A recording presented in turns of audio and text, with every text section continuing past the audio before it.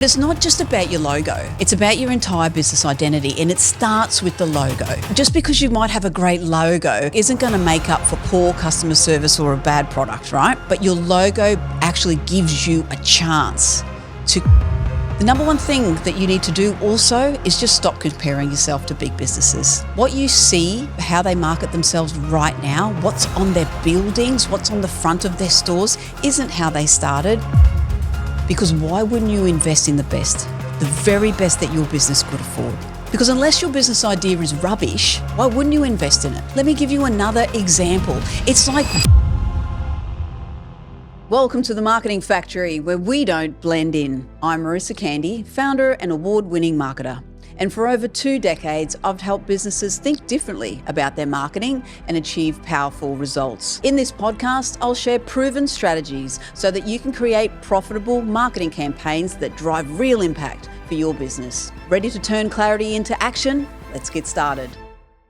Hey, welcome to the Marketing Factory podcast. I'm your host, Marissa Candy, and in this episode, we're going to be discussing how much does your logo really matter? Well, you tell me.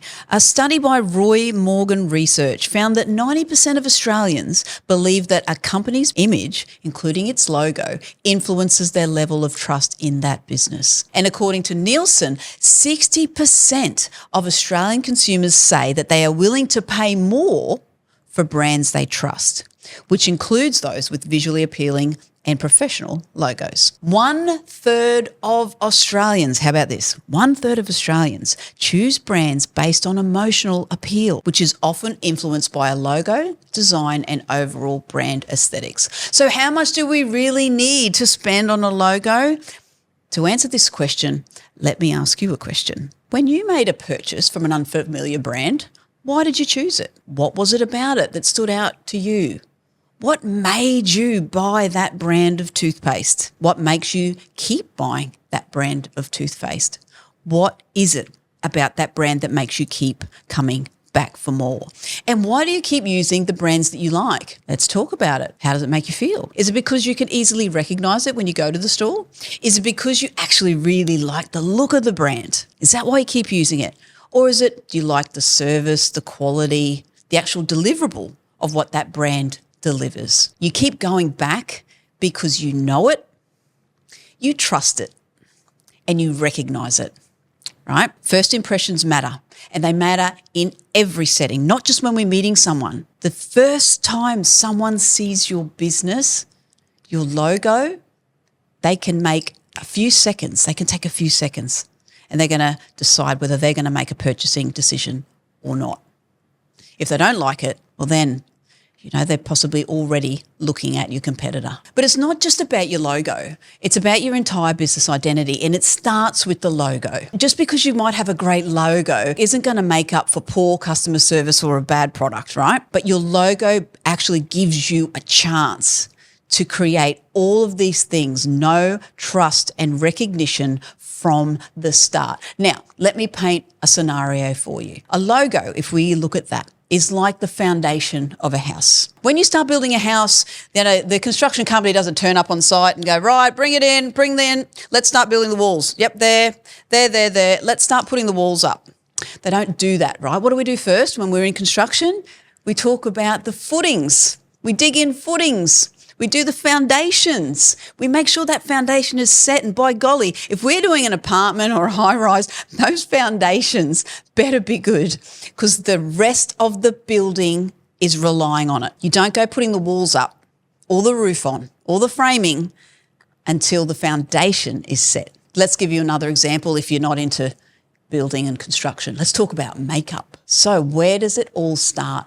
It all starts in makeup with the primer, right?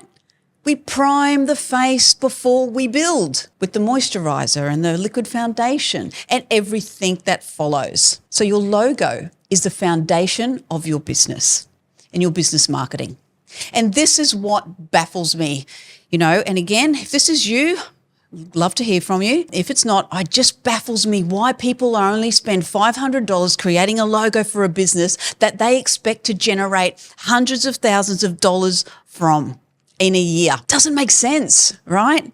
spend $500 or question spending $1,000 on a business they anticipate making more than $100,000 a year, because guess what? You started a business. It's got to replace your income, right? That's the ultimate goal. As a business owner, you have left your possibly well-paying day job to start a business because you have a vision. You believe in this self, and good on you for backing yourself and believing in yourself. And what I want you to take away is this.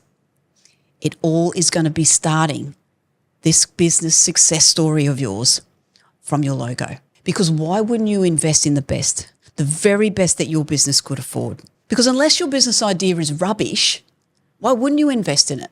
Let me give you another example. It's like buying an old car, okay, or getting an old car and then putting fuel in that car and trying to drive that car around Australia. It might break down here and there, but you keep putting fuel in it and you keep expecting it to go the distance when the journey might not have been as enjoyable if it was in a more reliable car, a better car, because you're going to spend lots of money to drive it around Australia and see the great sights. It's just like your logo in your business, right? So invest in a good quality logo is a really great foundation for your business. Just quickly, if you're a business owner struggling to see results from your marketing, or you're overwhelmed by the thought of marketing your business, we can help. Book in a call with my team using the link in the show notes, and let's get your brand thriving without the struggle. Now, back to the episode. The number one thing that you need to do also is just stop comparing yourself to big businesses.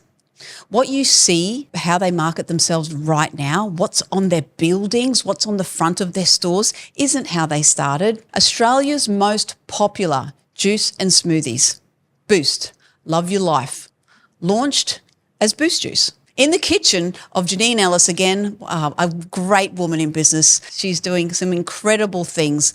Love her journey and love learning about Janine's view on life. Boost Juice is a great brand, and everyone wants to put their hands on a Boost Juice cup, right? When you compare the sales of the Boost Juice stores to an alternate competitor that puts their juice in a clear plastic cup or anything of the like, the Boost Juice brand is infamous in Australia, and everyone wants their hands on one. Why? Is it because of the brand? Is it because of the taste? Is it because of everything? But it all starts with that fantastic logo and that fantastic brand. McDonald's famous barbecue was what McDonald's was called when they first launched. They weren't McDonald's, they weren't Macca's, they weren't the Golden Arches, they weren't the Big M, they were none of those things. They started as McDonald's famous barbecue. And then once they continued on their selling journey, they realised that they were selling mostly hamburgers, and they changed their name. They changed their whole product line to be skewed towards a delivery of burgers and fries. So if your business has been operating for a period of time and you think, oh, look, I've started this business and I did what I could at the time. I thought I'd made decisions that were right at the time. And let me tell you this. Yes, you did. You made decisions that were right at the time. So don't ever look back on the choices that you made at the time and go, oh, that was terrible. Oh, I'm so embarrassed of my marketing. I never would want for a business owner to ever feel like that, because you made the best decision at the time with the information and the education that you have. But hey, guess what? This podcast is here. We're here for you right now, and we want to give you all the knowledge that we can, again, that we shared and gained over the last 20 years. So if there is an opportunity for you to rebrand your business, this could be a great time. I would never recommend rebranding a business fully because, look, it can be expensive, okay? But if you're an established business and you really want to show that you are innovative, that you are with the times, and that you have come across on the journey, a rebrand could open doors and a lot more opportunities and an even greater target audience. Now, I can't leave you hanging. I won't leave you waiting. Let's talk about a few little tips and tricks that go into creating a good business logo. Now, number one thing that professionals do when they're designing your logo, they just don't design it for one format. They're thinking about that logo in a small format, and the smallest format we normally see a logo is on a business card.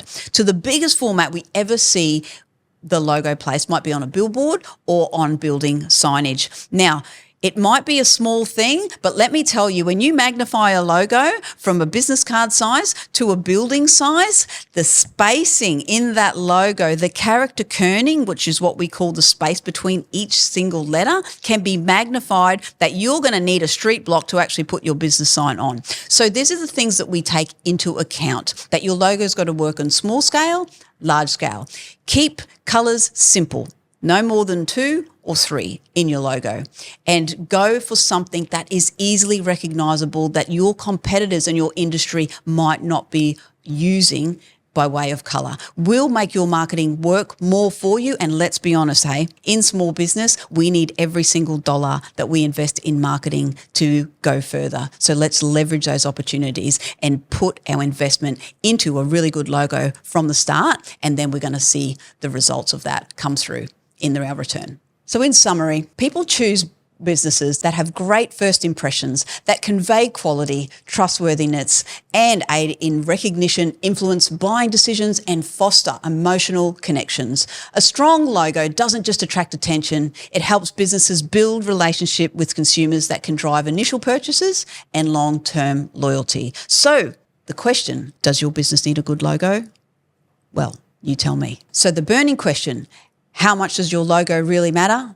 Well, I hope we've been able to knock that off in this episode by telling you it's the foundation of your business identity, your brand, in building what we want, customers for life. Thanks for tuning into The Marketing Factory. If today's episode helped bring clarity to your marketing strategy, please leave a 5-star review on Apple Podcast or Spotify. And don't forget to subscribe on your favorite platform. Stay connected with us on the socials at The Marketing Factory or at The Marketing Factory AUS, and let's keep turning clarity into action.